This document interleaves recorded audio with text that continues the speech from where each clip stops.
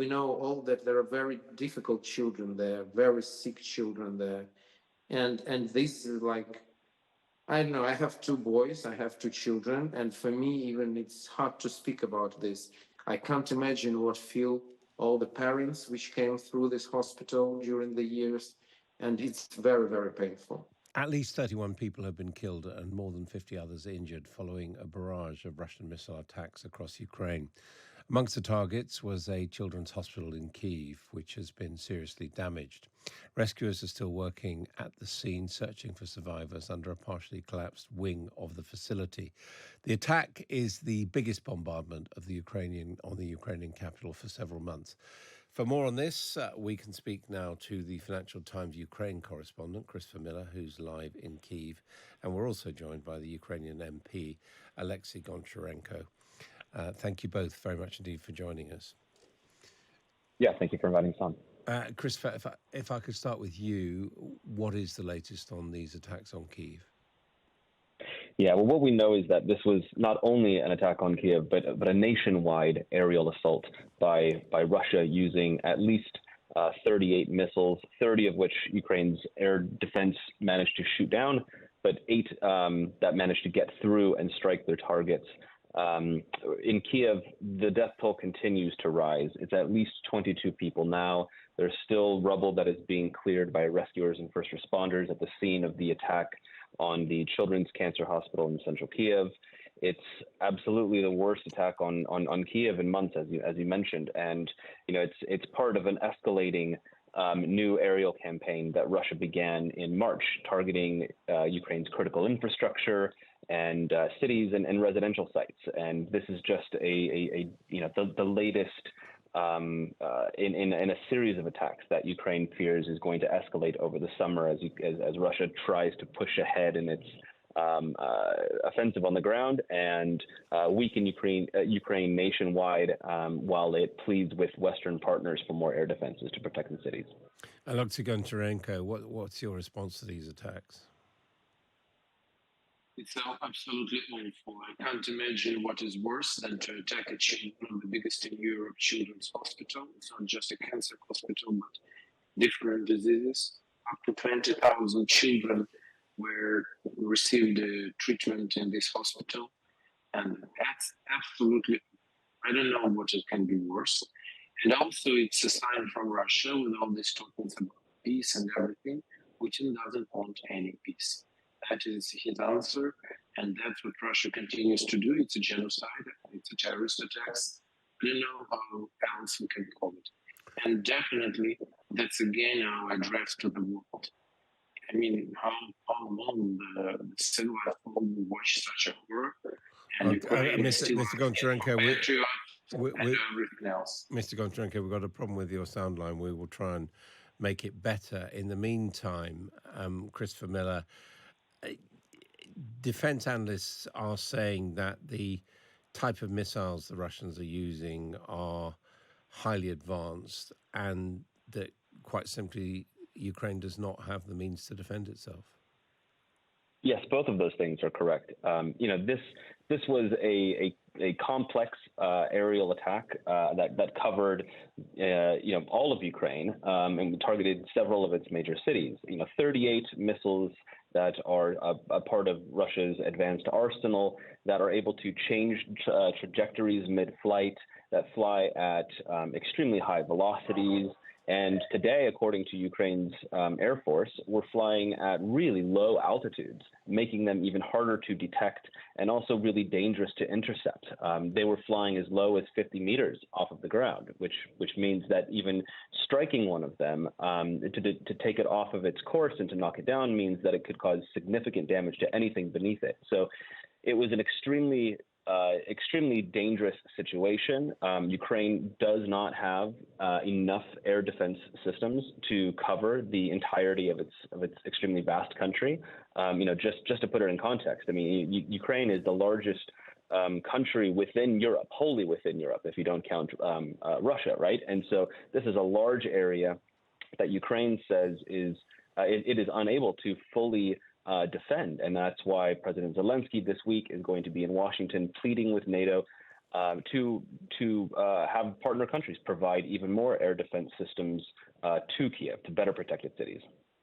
And that is what Ukraine needs from its allies now, is it, Mr. Goncharenko? Yes, hello again. I hope you hear me better now. Yeah, much better. So we need, yeah, that was an awful attack. I just wanted to again say that what can be worse than to attack a children's hospital? I don't know what can be worse in the world. And Russia again showed that they don't want any peace. All these are just talkings. They're just escalating and escalating. And the question is, if we have a real allies and partners, and the United Kingdom is one of our key partners. And also, I just want to remind, the United Kingdom, together with the United States, guaranteed to Ukraine 30 years ago with Budapest Memorandum our security when we gave up our nuclear weaponry. Never, ever anybody would attack our children's hospital if we would have nuclear weaponry. But we don't have it now, and that was partly because of the position of the United Kingdom and the United States. So now it's the time to make these guarantees real. And by this, we need air defense badly. And Ukraine is still begging for it, asking for it. And we received 1, 2, 3 system, Patriot system, others, but we need 10, 12, 15, 20. It's the question of these, and this is the question of children's lives.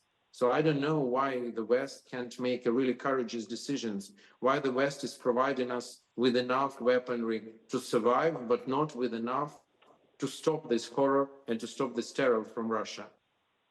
Are you worried by what's happening in the electorates of the West?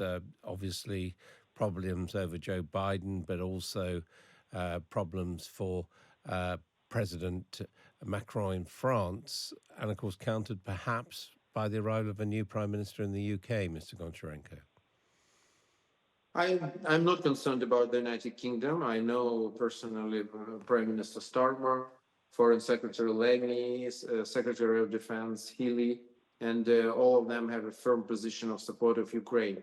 But I want, especially in the situation that you described, with the problems in the United States, with the problems in France, I hope that the United Kingdom government will lead the free world like it was in February 2022. February, March 2022, when it was so much needed. So I hope very much that new UK government, to which I wish only the best, will lead the free world. I don't have any doubts that we will be supported by the United Kingdom, but it's not enough.